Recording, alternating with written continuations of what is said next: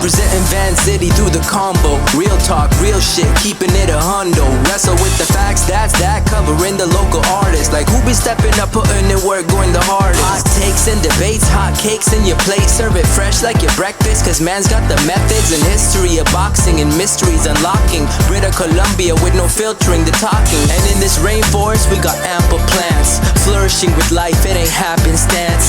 Tune in for the benefits like cash advances. You are now listening to Samp&Chance. Hey everybody, welcome back to another episode of Samp&Chance Boxing. I am your host, Bobby Sampson, joined as always with my man with the master plan, Mr. Chance Michaels. How you doing, buddy? Pretty good yourself. I like that introduction. Hey, I appreciate that. Thank you. Now, my first question is, why do some ring announcers, I'm looking at this completely out of the blue, you have no clue I was going to ask you this, why do they say the last name twice? Like I said here, Michael.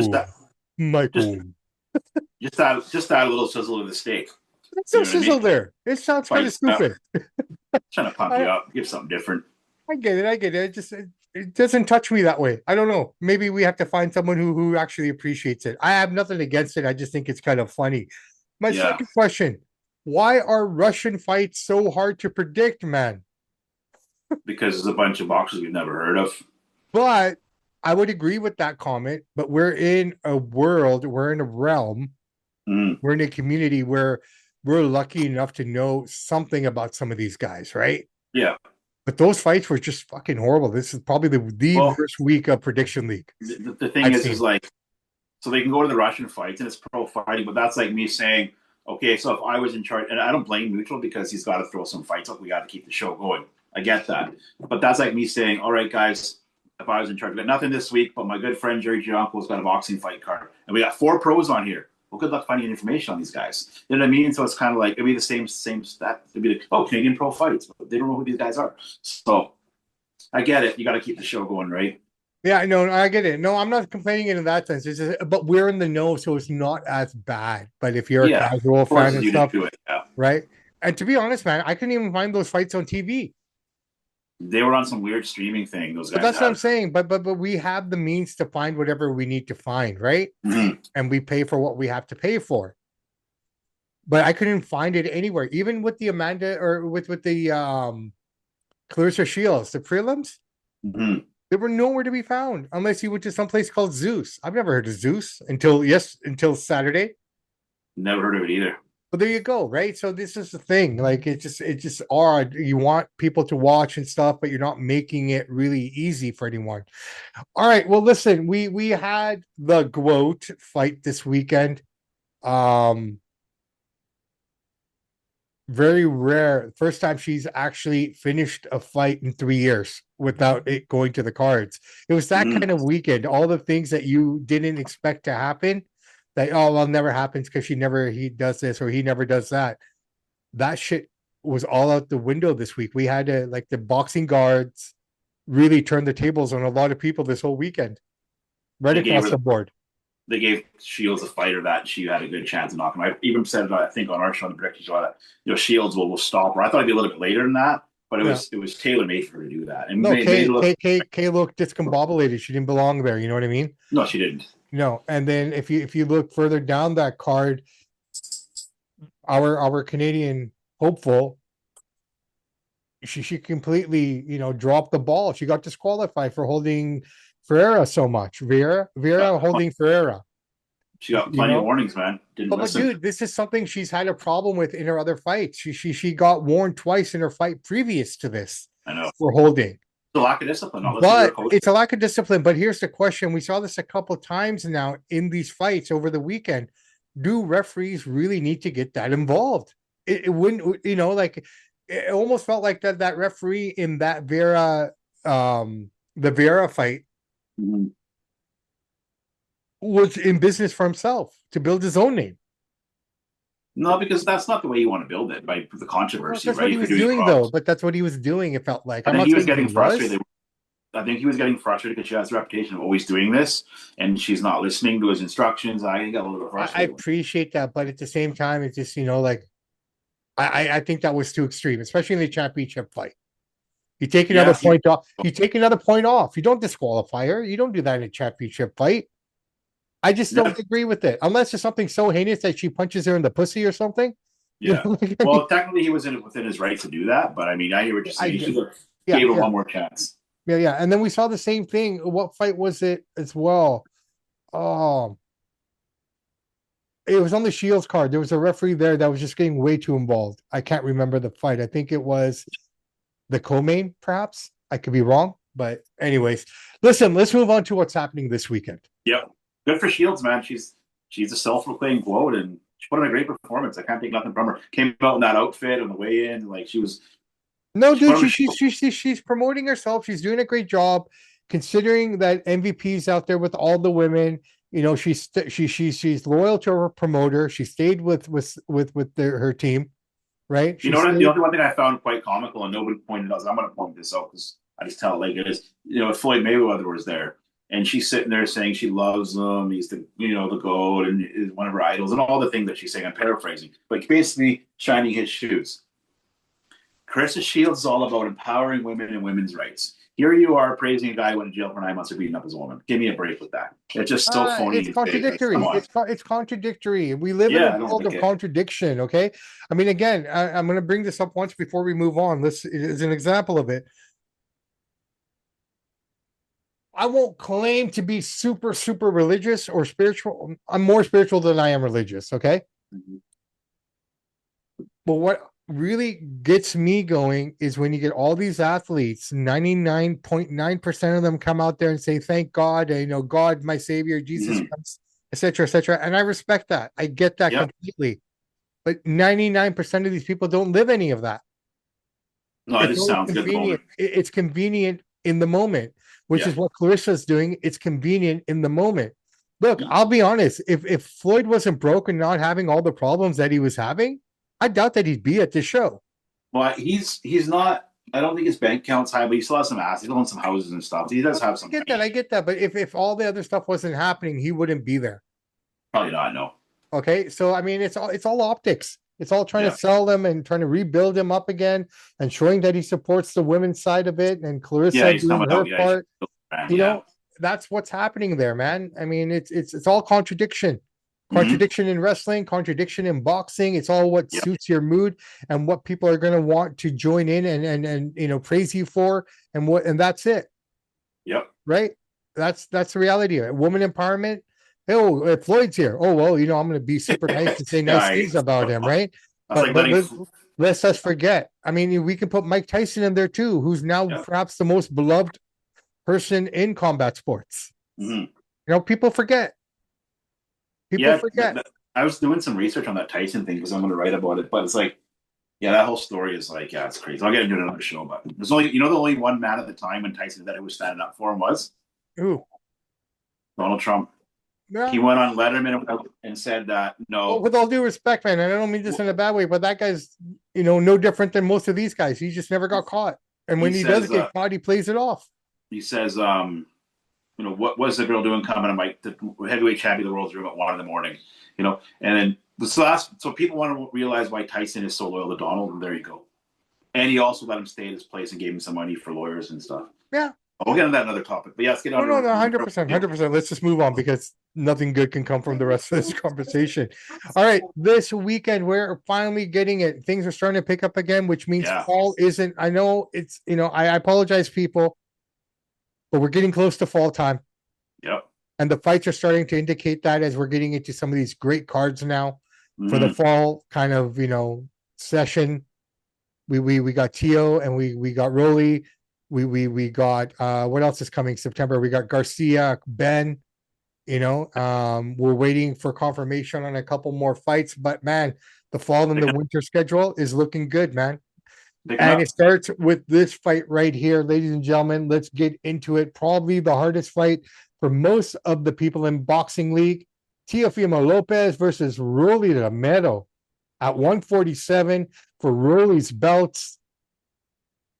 Tio coming off that humbling loss, I'll call it. I won't call it devastating. I'll call it humbling. Yeah. As they exposed Tio for the things that Tio couldn't do. Yep. And if Tio, used that knowledge. He went back to the drawing board. Teo comes out looking even better in this. Now, here's the question, though.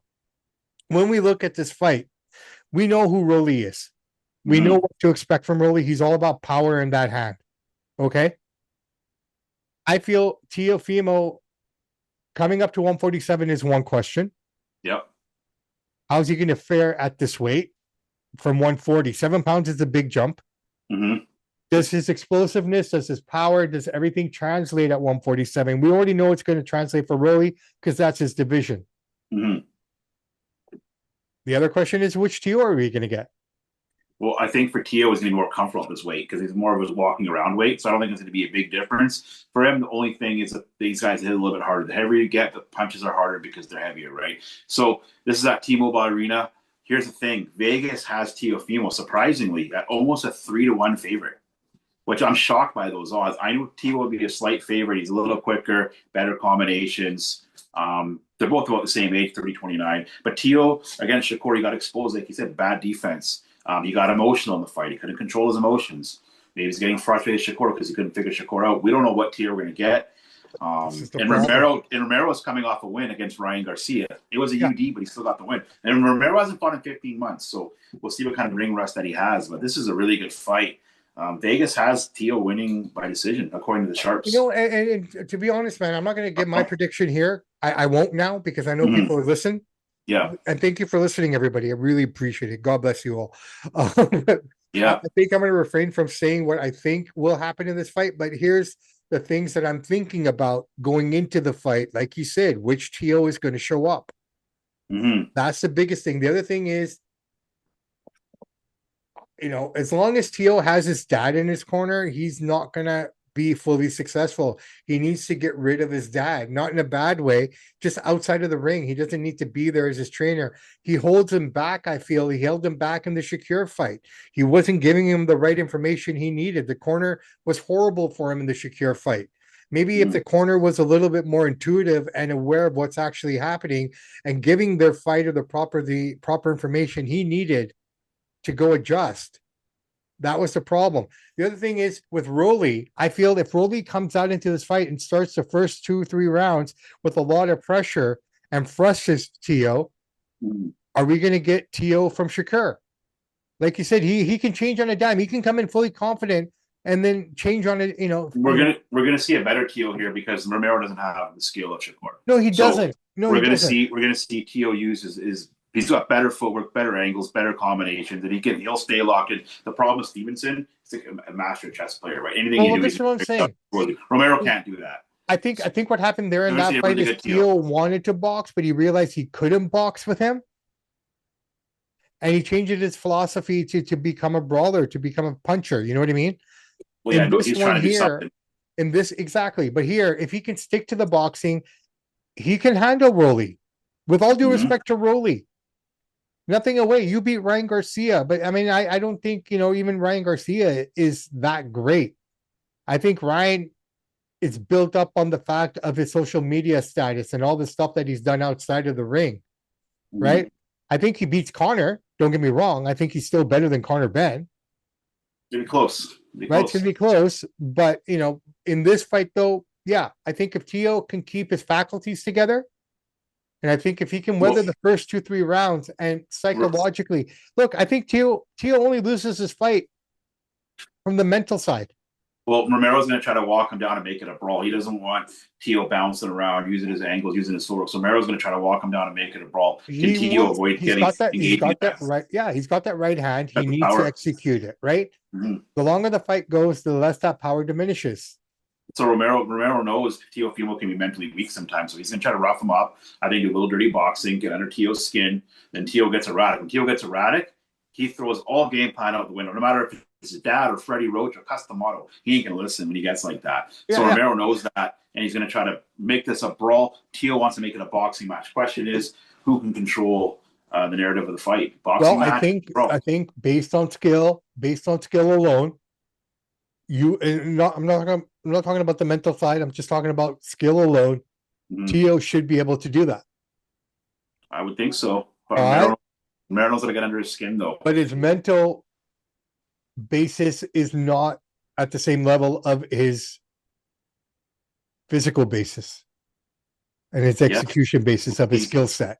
That's the way I look at it. It's gonna be a brawler versus the boxer. We'll see who can control it, because I know what Romero's gonna do. He's gonna give him some elbows, dirty him up, clinch him. Well, he's gonna try. He's gonna try if he can get inside. If he can control him with the jab from the outside and just keep bouncing around, I think Rolly has 3 to 4 rounds. The first 3 or 4 rounds to get it done.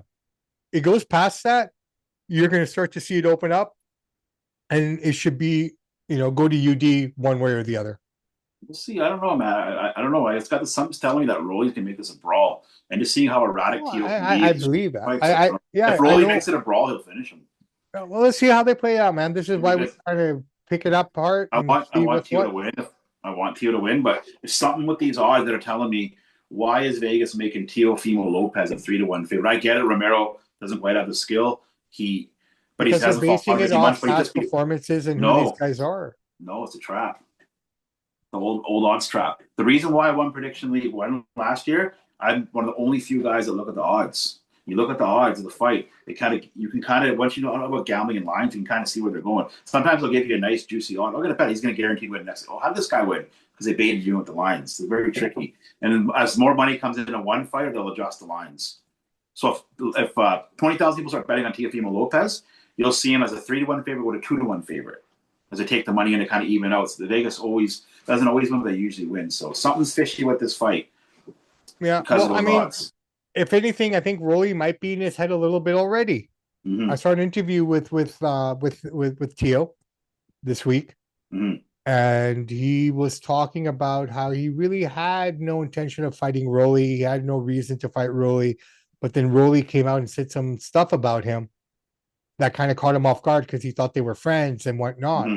His plan was to take the rest of the year off and come back in 27.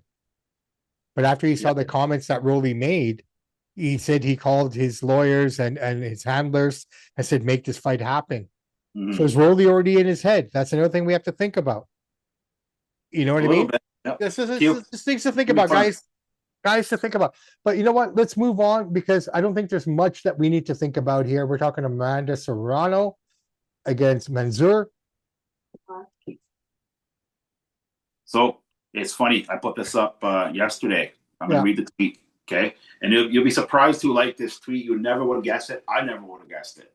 One of the most powerful women in the world liked this tweet. You'll never believe it. And she's actually South Asian too. This is the tweet that I wrote. It got 230 views. Okay.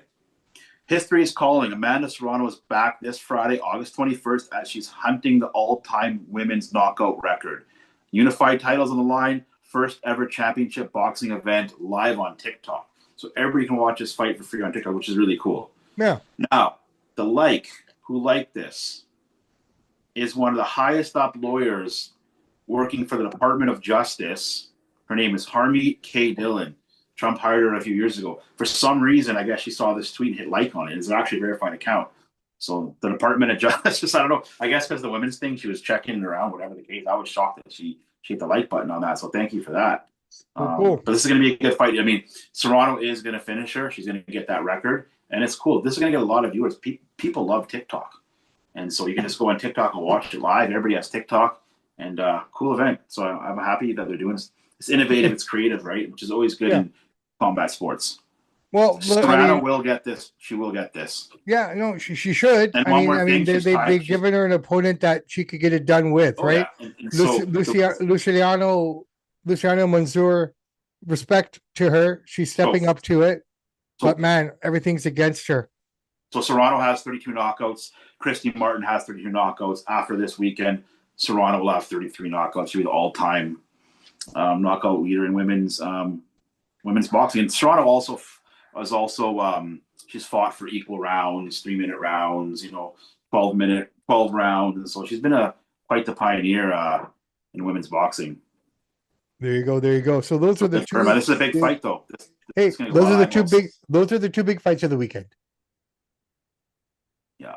The two biggest fights of the weekend are right there, ladies and gentlemen. Amanda Serrano.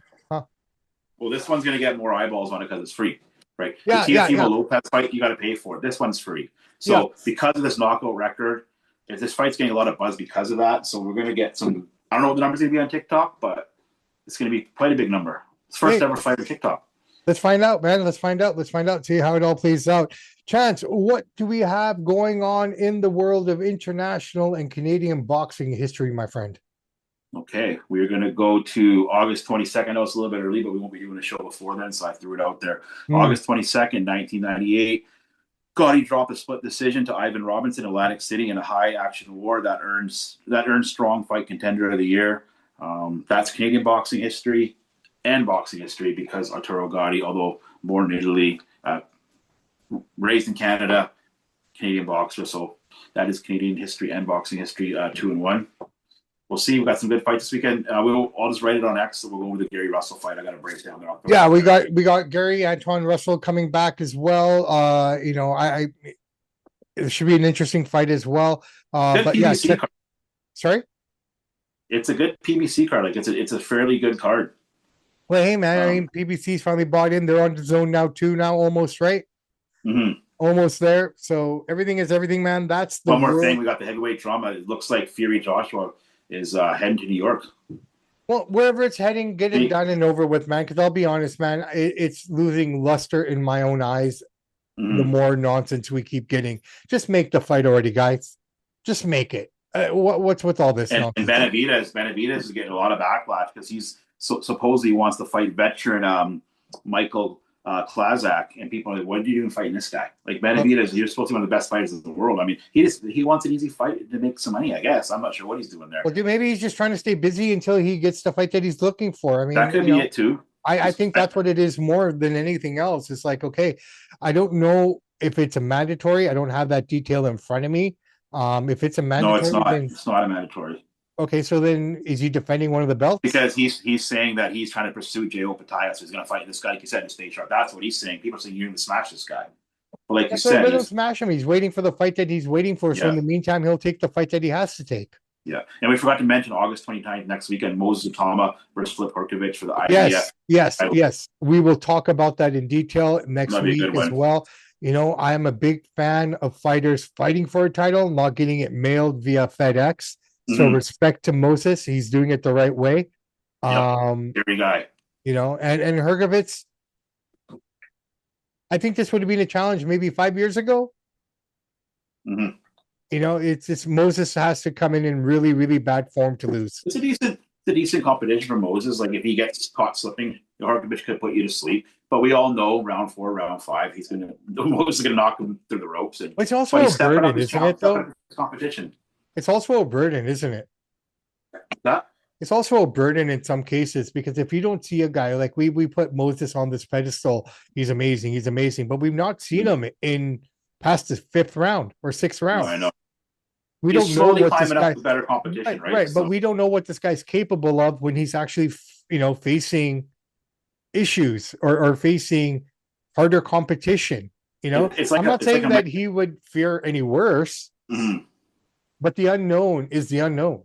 I think because he's so exciting, he's like a new Mike Tyson, not quite as popular, but same sort of idea. Nobody cares as long as he's knocking out the 4th, 5th round. True, but it's a rude awakening for everyone once he gets into the ring with someone who can actually handle him or actually compete with him, right? He hasn't had that experience. We don't know what this guy's like in round 7, 8, 9, 10, 11, 12. Well, they're building him up, right? He's an author. I want to keep building No, I get that. But I hope they're building up the right way so when he does ever get into those later rounds, he can maintain himself. If not, then what do we got? We don't know until we know.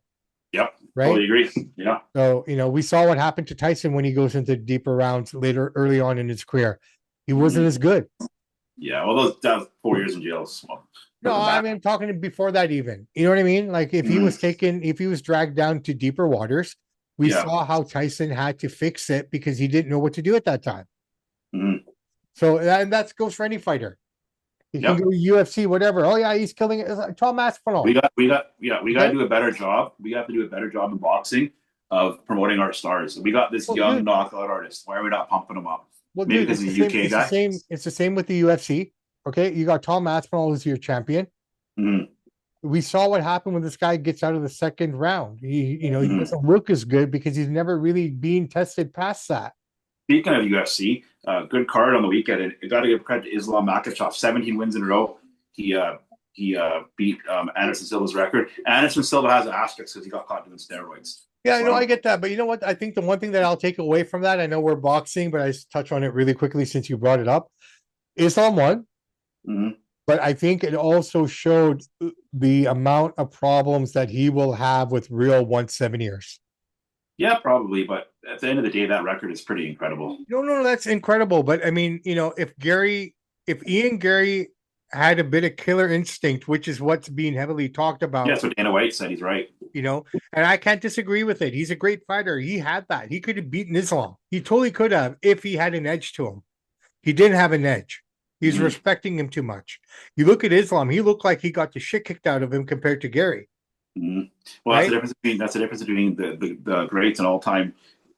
Islam found a way to win, and whatever Gary. No, he did. And as much as I say grappling and wrestling are the key, it can also be the most boring aspect of the fight. But you do what you got to do to win. Yeah, and then one last thing, Dana White, best match. Dana White and company put on the best cards. Nobody can touch them. Yeah. From UFC 250 to this UFC 230, they just put on the best matches, and for some reason, it was a good match. Yeah, it was a good match. All right, brother man, let's wrap this puppy up. Let's call it a day. Teofimo Lopez versus Rolly Romero. It's happening this weekend. T-Mobile Arena, Las Vegas. Good undercard. Gary Antoine Russell is on there as well. So make sure to check it out. You got Amanda Serrano live on TikTok this weekend. Cool. MVP really cool. Again, doing things different than everyone else, man. You can't deny these guys, are making the right moves at the right time. Everybody got a smartphone, everybody had TikTok. So exactly. So respect to Nikison and Jake Paul. They know what they're doing. I don't care what anybody says. Good on them. Chance Michaels, let's call it a day, brother man. I'm Bobby Sampson. He is Mr. Chance Michaels. The words of the great ACDC, those that download, like, subscribe to the podcast, we salute you. We do salute you, ladies and gentlemen. Keep working hard, and remember, you are the master of your own domain. If you don't understand what I'm saying, go back and listen to the past 5 minutes of the wrestling show this week, and you'll get your explanation there. Keep working hard, believe in yourselves, and believe in what you think is right. Samp&Chance are out. Done. Samp&Chance, are you ready?